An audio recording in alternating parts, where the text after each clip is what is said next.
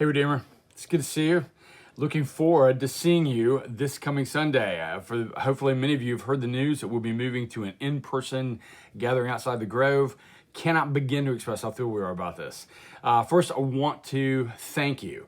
Thank you for your patience and your devotion to Redeemer Baptist Church. Thank you for so many of you who met with us on the Zoom call and provided us feedback and expressed thoughts.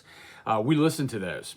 And we want to take ownership of any mistakes that we may have made during these very unprecedented challenges. The most clear error was our slowness in communication and our lack of meeting with you sooner about gathering. The error wasn't intentional. It was simply due to the constant changes and fluctuations in state guidelines and timeline. It's been challenging to lead at this time, but we would ask you to just please forgive us for that. We had no intentions of hurting or disconcerting anyone.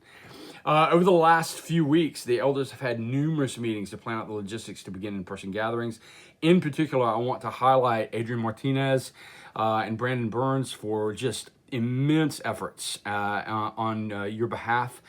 And we realize that even though what we've landed on isn't ideal, we are focusing on thankfulness for just a new opportunity to be able to meet it all. I want to communicate the need for each of us to serve the other by being careful to abide by these rules.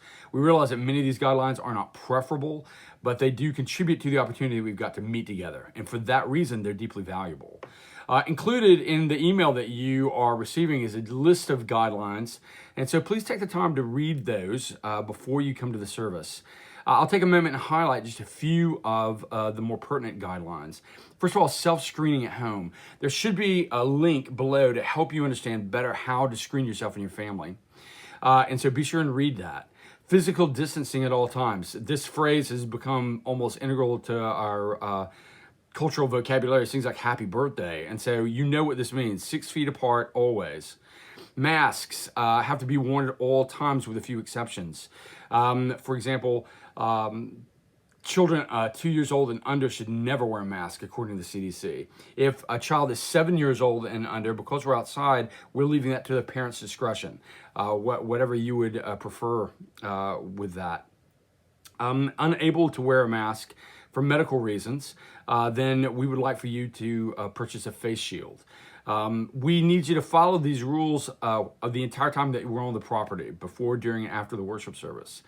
We realize that things, particularly like masks, have been politicized heavily in public and social media, with people kind of screaming and pointing at each other and calling names and assuming the worst out of one another.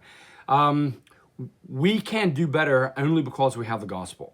One step outside of the gospel, and we don't know how to navigate any of these topics other than along the lines of American politics. But we have the gospel, and we can transcend that discussion. And so we're calling on you to do what you've always done so well in the past, and that is transcend these common categories that people have for each other and love one another.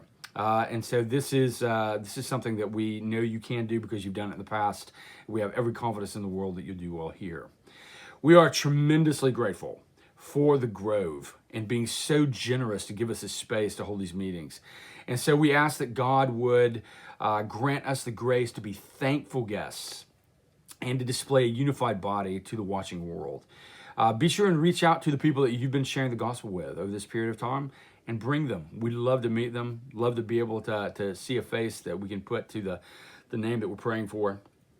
And so do that. We look forward to this, and we will see you on Sunday.